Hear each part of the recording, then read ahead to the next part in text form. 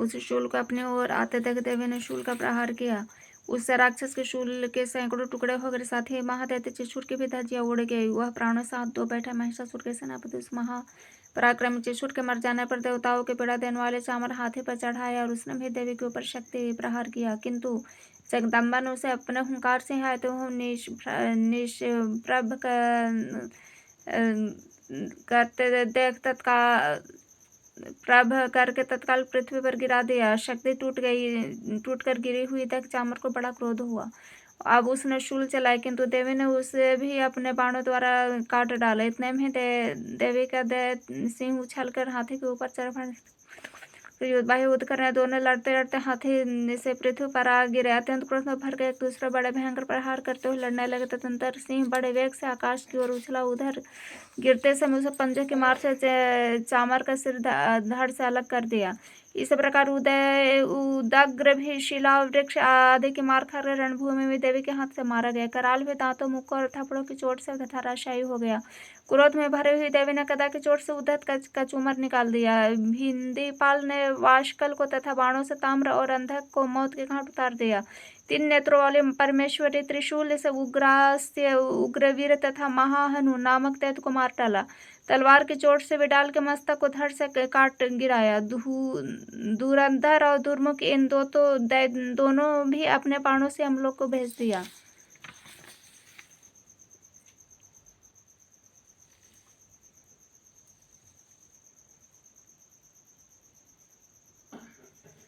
इस प्रकार अपने सेना का संहार होता तक महिषासुर ने भैंसा का रूप धारण करके देवी के गणों को त्रास देना आरंभ कर दिया कि किन्हीं को थत्नों से मारकर, किन्हीं के ऊपर खुरों को प्रहार करके, किन्हीं के पूंछों से चोट पहुंचाकर, कुछ ही सिंहों से विदर्ण कर, कुछ गणों को वेग से, किन्हीं को सिंहनाद से, कुछ को चक्कर देकर और कितनों को निश्वास वायु के झोंके से धराशायी कर दिया।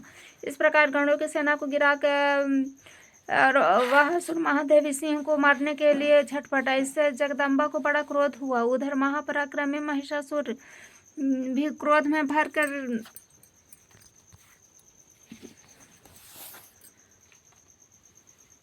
धरती को खुरों से खोदने लगा तथा अपने सिंहों के ऊंचे ऊंचे पर्वत उठाकर फेंकने और गरजने लगा। उसके वेग से चक्कर देने के कारण पृथ्वी क्षुब्ध होकर फटने लगी। उसकी पूंछ से टकराकर समुद्र सब ओर से धरती को डुबाने लगा। सिंह हिलते हुए सिंह के आघात से विदीर्ण होकर बादलों के टुकड़े टुकड़े है। उसके श्वास के प्रचंड वायु के वेग से उड़े हुए सैकड़ों पर्वत आकाश से गिरने लगे।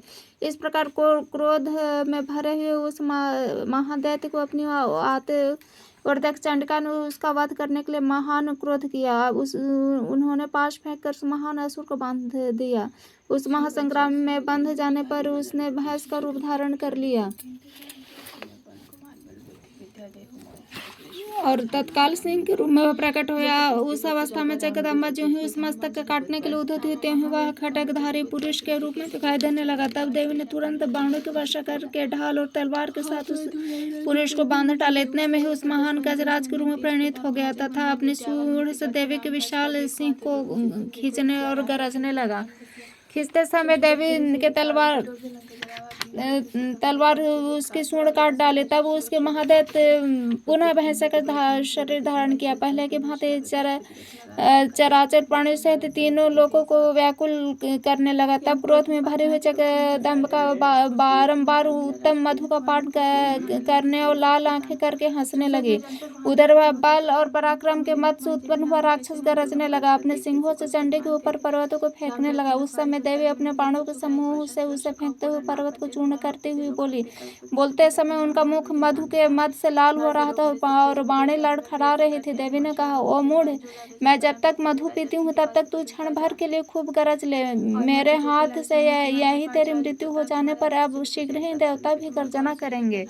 ऋषि कहते हैं, यो कहकर देवी उछली महादैत्य के ऊपर चढ़ गई। फिर अपने पैर से उसे दबाकर उन्होंने शूल से उसके कंठ में आघात किया। उनके पैर से दबा होने पर फिर महिषासुर ने मुख से दूसरे रूप में बाहर आने लगा। अभी आधे शरीर से ही बाहर निकलने पाया था कि देवी ने अपने प्रभाव से रोक दिया। आधा निकला होने पर हुआ हमारे देवी से युद्ध करने लगे। तब देवी ने बड़ी तलवार से उसका मस्तक काट गिराया। फिर तो हाहाकार करते हुए दैत्यों की सारी सेना भाग गई। तब संपूर्ण देवता अत्यंत प्रसन्न हो गए और देवताओं ने दिव्य महर्षियों के साथ दुर्गा देवी का स्तमन किया। गंधर्वराज गाने लगे तथा अप्सराएं नृत्य करने लगी।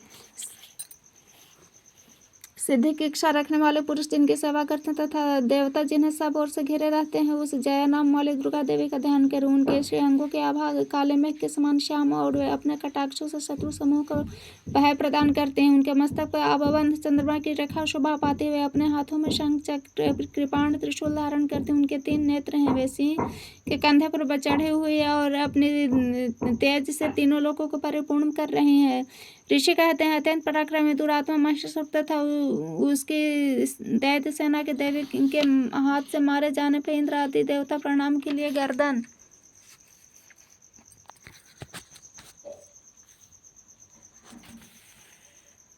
तथा कंधे झुकाकर भगवती दुर्गा का उत्तम वचनों द्वारा स्तमन करने लगे। उस समय उनके सुंदर अंगों में अत्यंत हर्ष के कारण रोमांच हो रहा था। देवता बोले, संपूर्ण देवताओं की शक्ति का समुदाय भी जिनके स्वरूप तथा जिन देवी ने अपनी शक्ति से संपूर्ण जगत को व्याप्त कर रखा है, समस्त देवताओं और महर्षियों के पूजने उस जगदम्बा को हम भक्तिपूर्वक नमस्कार करते हैं। वे हम लोगों का कल्याण करें। जिनके अनुभव प्रभाव से बल का वर्णन करने में भगवान शेषनाग ब्रह्मा तथा महादेव जी भी समर्थ नहीं हुए, भगवती चंड के संपूर्ण जगत का पालन एवं अशुभ भय का नाश करने का विचार करें। जो पुण्यात्माओं के घर में स्वयं भी लक्ष्मी रूप, पापियों के यहाँ दरिद्र रूप से, शुद्ध अंतःकरण वालों पुरुषों के हृदय में बुद्धि रूप से, सत्पुरुषों के में श्रद्धा तथा कुलीन मनुष्य में लज्जा रूप से निवास करते हैं, उन महान भगवती दुर्गा को हम नमस्कार करते हैं। देवी आप संपूर्ण विश्व का पालन कीजिए। देवी आपके इस अचिंत्य रूप का असुरों का नाश करने वाले भारे पराक्रमी तथा समस्त देवताओं और दैत्यों के समक्ष रूप में प्रकट किए हुए आपके अद्भुत चरित्रों का हम किस प्रकार वर्णन करें। आप संपूर्ण जगत की उत्पत्ति में कारण है। अब सत्व गुण, रजोगुण, तमोगुण, ये तीनों गुण मौजूद हैं। तो भी दोषों के साथ आपका संसर्ग नहीं जान पड़ता। भगवान विष्णु, महादेव आदि देवता भी आपका पार नहीं पाते। आप ही सब का आश्रय है। यह समस्त जगत आपका अंशभूत है, क्योंकि आप सबकी आदिभूत अव्याकृता परम प्रकृति देवी संपूर्ण योगों में जिसके उच्चारण से सब देवता तृप्ति लाभ करते हैं, वह स्वाहा आप ही हैं। इसके अतिरिक्त आप पितरों की भी तृप्ति के कारण है, तो सब लोग आपको स्वधा भी कहते हैं। देवी मोक्ष की प्राप्ति का साधन अचिंत्य महाव्रत स्वरूप है। समस्त दोषों से रहित जितेंद्रिय तत्व को भी की सार वस्तु मारने वाले तथा मोक्ष की अभिलाषा रखने वाले मुनिजन जिसका अभ्यास करते हुए भगवती पर विद्या आप ही हैं।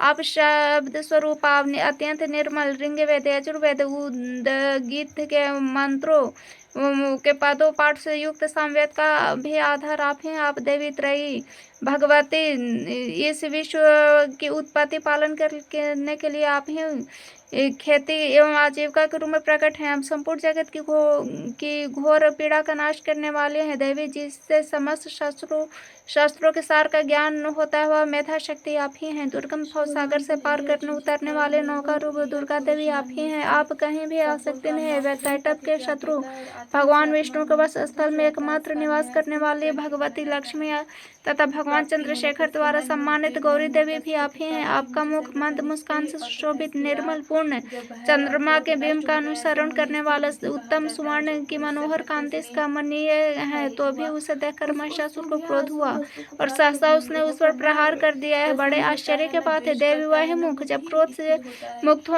होने पर उदय काल के चंद्रमा के भांति लाल और तने हुए होने के कारण विकराल हो उठा। तब उसे देखकर जो महिषासुर के प्राण तुरंत नहीं निकल गए, या उससे भी बढ़कर आश्चर्य की बात है, क्योंकि क्रोध में भरे हुए यमराज को देखकर भला कौन जीवित रह सकता है। देवी आप प्रसन्न हो। परमात्म स्वरूप आपके प्रसन्न होने पर जगत का अबुद्धि होता है और क्रोध में भर जाने पर जगत का तत्काल है कि कितने कुलों का सर्वनाश कर डालते हैं। यह बात अभी अनुभव की है, क्योंकि महिषासुर आसक्ति का नाश न होने के कारण कि यह विशाल सेना क्षण भर में आपको ही को से नष्ट हो गए। सदा अब युद्ध प्रदान करने वाले आप जिस पर प्रसन्न होते हैं वे देश में सम्मानित है। उन्हीं को देश दान और यश की प्राप्ति होती, उन्हीं का धर्म शिथिल नहीं होता था। वही अपने श्रेष्ठ पुरुष स्त्री पुत्र और भृत्यों के साथ धन माने जाते हैं। देवी आपकी कृपा से पुण्यात्मा पुरुष प्रतिदिन अत्यंत श्रद्धापूर्वक सदा सब प्रकार से धर्माकुल कर्म करता है, उसके प्रभाव से स्वर्ग लोक में जाता है। इसलिए वह आप तीनों लोकों में निश्चय ही मनवांछित फल देने वाले हैं। माँ दुर्गे, आप स्मरण करने पर प्राणियों के भाव को हर लेते हैं। आप स्वस्थ पुरुष द्वारा चिंतन करने पर उन्हें परम करुणाएं में बुद्धि प्रदान करते हैं। दुख दरिद्रता और भय हारने वाले देवी आपके सिवा दूसरा कौन है जिसका चेत सब प्रकार उपकार करने के लिए सदा ही उतर रहता है। देवी उस राक्षसों के मारने के से संसार सुख मिले तथा राक्षस चिरकाल तक नरक में रहने के लिए पहले ही यहाँ बने हुए समय संग्राम में मृत्यु को प्राप्त होकर स्वर्ग लोक में जाए। निश्चय ही यही सोचकर आप शत्रुओं का वध करते हैं। आप शत्रु पर शस्त्रों का प्रहार क्यों करते हैं? समस्त असुरों की दृष्टि मात्र से ही भस्म क्यों नहीं कर देते? इसमें यह रहस्य है कि शत्रु भी हमारे शस्त्र से पवित्र होकर उत्तम लोकों को जाए। इस प्रकार उनके प्रति भी आपका विचार अत्यंत उत्तम रहता है। खटक के तेज पुंज के भयंकर दीप्ति तथा आपके त्रिशूल के अग्रभाग के घनीभूत प्रभाव से संध्या आकर जो असुरों की आंखें फूट नहीं गई, उसके कारण यही था कि मनोहर रश्मियों से युक्त चंद्रमा के समान आनंद प्रदान करने वाले आपके इस सुंदर मुख का दर्शन करते थे। देवी आपका शील दुराचारियों के बुरे बर्ताव को दूर करने वाला है। साथ ही यह रूप ऐसा जो कभी चिंतन में भी नहीं आ सकता है, जिसकी कभी दूसरे से तुलना नहीं की जा सकती, तथा आपका बल पराक्रम तथा दैत्यों का भी नाश करने वाले जो कभी देवताओं के पराक्रम को नष्ट कर चुके थे, वह अपने शत्रुओं पर अपनी दया को प्रकट करते हैं। वरदानी देवी आपके इस पराक्रम की किसके साथ तुलना हो सकती है? आप शत्रुओं को भय देने वाले थे, अत्यंत मनोहर ऐसा रूप कि आपके सिवा और कहाँ। हृदय कृपा और युद्ध में निष्ठुरता दोनों ही बातें तीन लोगों के भीतर की केवल आप में ही देखी गई है। माता, अपने शत्रुओं के विनाश करने के लिए समस्त लोगों की रक्षा के शत्रुओं को भी युद्ध भूमि में मारकर स्वर्ग लोक को पहुंचाया तथा उन्मत्त दैत्यों के प्राप्त होने पर हम लोगों को भय को दूर कर दिया। आपको हमारा नमस्कार है। शूल से हमारी रक्षा करें अम्बिके, आप खटक से भी हमारी रक्षा करें तथा घंटा के ध्वनि और धनुष के टंकार से भी हम लोगों की रक्षा करें। चंडी के पूर्व पश्चिम दक्षिण दिशा में आप हमारी रक्षा करें। ईश्वरी, अपने त्रिशूल को घुमाकर आप उत्तर दिशा में भी हमारी रक्षा करें। तीनों लोकों में आपके जो परम सुंदर में अत्यंत भयंकर रूप चढ़ते हैं, उनके द्वारा भी आप हमारी तथा इस भूलोक की रक्षा करें। अम्बिके, आपके तदंतर पल्लव में शोभा पाने वाले खटक, शूल और गदा आदि जो शस्त्र उन सब के द्वारा आप सब ओर से हम लोगों की रक्षा करें। ऋषि कहते हैं, इस प्रकार जब देवताओं ने जगदम्बा की स्तुति की तो नंदन वन के दिव्य पुष्पों में गंध चंदन आदि के द्वारा उनका पूजन किया। फिर सबने मिलकर जब भक्ति पूर्वक दिव्य पुष्पों की सुगंध निवेदन की, तब देवी ने प्रसन्न वदन होकर प्रणाम करते हुए उन देवताओं से कहा।